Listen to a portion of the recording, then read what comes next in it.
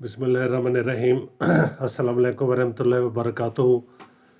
मुझे बड़ी खुशी है कि कल की मेरी एक छोटी सी पोस्ट जो थी कि मर्ज़ का नहीं मरीज़ का इलाज, उस पे बहुत से दोस्तों ने अपनी राय का इज़हार किया। मैं सबकी राय का एहतराम करता हूँ और इख्तलाफ वाली बात ही कोई नहीं।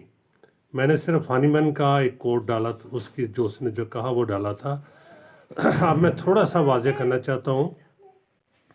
देखें, a disease is known by a group of symptoms, यानी एक ग्रुप ऑफ सिम्टम जो होता है उसको मर्ज़ का नाम दिया जाता है। कोई मसलन किसी भी एक मर्ज़ का नाम ले लें, मसलन बुखार कह दें, फीवर, बड़ा सिंपल सी चीज़ है। और कोई मरीज़ आके कहे जी मुझे बुखार है, आप इसको मर्ज़ का नाम दे लें, बुखार है।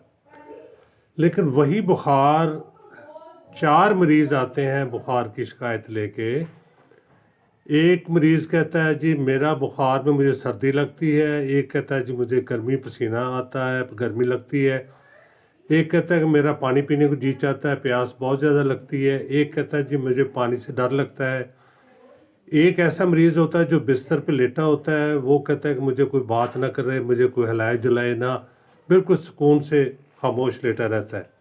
एक मरीज़ होता है जो कि मुतवातर हरकत में रहता है और मुतवातर शोर मचाता रहता है, वो उसकी ख्वाहिश होती है कि मुझे हिलाया जलाया जाए, मेरे पास बैठा जाए।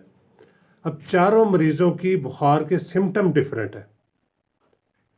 अब क्या चारों मरीज़ों को कोई होम्योपैथिक डॉक्टर एक ही दवा मेडिसिन रिकमेंड कर सकता है? नहीं, चारों की मेडिसिन डिफरेंट बनेगी। और इसका मतलब यही हुआ कि हम बुखार के मरीज़ का इलाज कर रहे हैं, मर्ज़ के नाम की नफ़ी कोई नहीं कर रहा। मर्ज़ में जो मुब्तला है, जो मुतासर है, उसकी सिम्टम, उसके इलामात, उसके अगर कोई टेस्ट हम पैथोलॉजिकल टेस्ट की नफ़ी भी नहीं करते। हम किसी भी मॉडर्न डायग्नोस्टिक टेक्निक्स की नफ़ी नहीं करते। सब एक सोर्स हैं to know the internal position of the patient. और मरीज़ की अंदरूनी कैफियत, मरीज़ की ज़हनी कैफियत, मरीज़ की सेंसेशन, मरीज़ की फीलिंग्स, मरीज़ के एहसासात, मरीज़ की मॉडलिटीज़, ये सारी चीज़ें देखने वाली हैं। इनको नज़रअंदाज करके होम्योपैथिक ट्रीटमेंट नहीं किया जा सकता। यानी हम सिमिलर मेडिसिन नहीं तलाश कर सकते after ignoring all the symptoms of the internal and external symptom, subjective and objective symptom of the patient. यानी वो अलामतें जो मरीज़ से ज़ाहिर हो रही हैं, वो अलामतें जो मरीज़ बताता है। कुछ अलामत ऐसी होती हैं जो डॉक्टर खुद अपने अंदाज से देख लेता है कि ये मरीज़ की अलामत कैसी हैं, मरीज़ क्या बात कर रहा है। थर्मामीटर से टेम्परेचर चेक कर लेता है, बीपी रिपोर्टर से उसका ब्लड प्रेशर चेक कर लेता है, ऑक्सीमीटर से उसकी ऑक्सीजन का लेवल चेक कर लेता है, अल्ट्रासाउंड से उसकी इंटरनल पोजीशन, स्टोन कहाँ है कहाँ नहीं है, लंग्स में क्या सूरत हाल है, सब कुछ देख लेता है। लेकिन कुछ सिम्टम है सब्जेक्टिव, पेट में दर्द, सर में दर्द, घबराहट, परेशानी और बेचैनी, ये सारी चीज़ें मरीज़ बताएगा तो पता चलेगा। ये हनीमैन का कतन ये मुराद नहीं है या उसने जो ऑर्गेनल में कहीं नहीं लिखा कि आप नाम इग्नोर करें, लेकिन ये है कि वो हमेशा उसका जोर, होम्योपैथिक फ़िलासफ़ी यही कहती है कि मरीज़ की तमाम इलामात, टोटलिटी ऑफ सिम्टम्स को सामने रख के उसकी सिमिलर मेडिसिन तलाश की जाए, और वही सिमिलर मेडिसिन जो है होम्योपैथिक क्योर का बायस बनेगी। मेरा कतन कोई इख्तलाफ नहीं है डिज़ीज़ के नाम से, डिज़ीज़ से, लेकिन ये है कि हम अगर होम्योपैथिक क्योर चाहते हैं तो हमें होम्योपैथी की फ़िलासफ़ी को फॉलो करना होगा।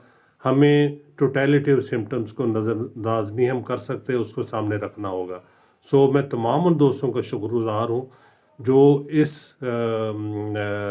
डिस्कशन में आए, लेकिन किसी से कोई ज़ाती इख्तलाफ नहीं है और मेरी पर्सनल राय भी नहीं है। ये तो मैंने वही कहा जो हनीमैन कहता है, और हनीमैन को छोड़ के हम होम्योपैथी नहीं प्रैक्टिस कर सकते।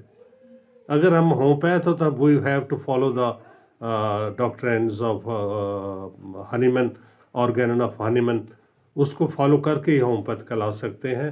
मेरा ख्याल है कि हमें इस बहस में नहीं पड़ना चाहिए और हमें ये देखना चाहिए कि मरीज़ کہ امپورٹنٹ سمٹم کیا ہے، اس کی انڈیویجویلٹی کیا ہے، اس کے پیکولر سمٹم کیا ہے. اب دیکھیں نا، اگر کوئی مریض نارمل حالت میں انسان روشنی کو پسند کرتا ہے، اگر کوئی مریض یا مریضہ یہ کہتی ہے کہ جی مجھے لائٹ بند کرو، مجھے روشنی سے نفرت ہے، تو دس از سم تھنگ ایب نارمل. یہ اس کی انڈیویجویلٹی ہو گئی. سو آپ اگر دیکھیں، جیسے صحافت میں کہتے ہیں کہ کتا انسان کو کاٹ لے تو یہ کوئی خبر نہیں ہے، اگر انسان کتے کو کاٹے تو یہ خبر ہے. سو بہت سی چیزیں ایسی ہیں جس میں ہمیں انڈیویجویلٹی تلاش کرنی ہے. We have to dig out the symptoms from the patient. ہمارا ماحول ایسے نہیں ہے، ہماری سوسائٹی ایسی نہیں ہے. مجھے یاد ہے کہ میں جارج پتھالگس کے سیمینار میں یونان میں ایلونیسوس اس کی اکیڈمی میں بیٹھا ہوا تھا، تو وہاں وہ ایک پیشنٹ کی سمٹم لے رہے تھے، اور اس نے اس خاتون سے ایسی ایسی چیزیں پوچھی جو ہم یہاں پاکستان کی سوسائٹی میں نہیں پوچھ سکتے. تو باہر نکلتے مجھے ایک جرمن خاتون نے کہا کہ well doctor, can you ask these symptom from your patient in Pakistan.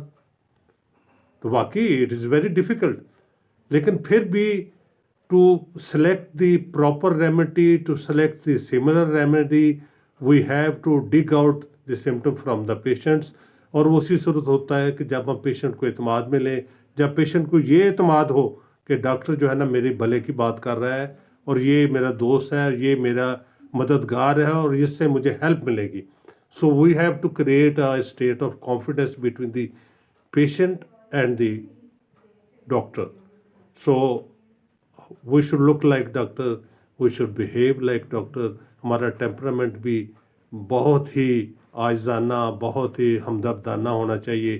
اور نمبر آخر میں بات یہ ہے کہ ہمیں مریض کی جیب خالی کرنے کی کوشش نہیں کرنی چاہیے. ہمیں دیکھنا چاہیے کہ ہم اللہ تعالیٰ کی رضا کے لیے بھی کام کر رہے ہیں. نو ڈاؤٹ پیسہ ایک اپنی امپورٹنس رکھتا ہے، لیکن اللہ تعالیٰ کی رضا کا حصول، اور ڈاکٹر کو تو اللہ تعالیٰ نے بہت ہی اعلیٰ درجہ دیا ہے. یہ تو جنت کما رہا ہے دنیا میں اگر وہ انسانیت کی خدمت کر رہا ہے. اللہ تعالیٰ ہمیں صحیح انسانیت کی خدمت کرنے کی توفیق عطا کرے. بہت شکریہ. خدا حافظ.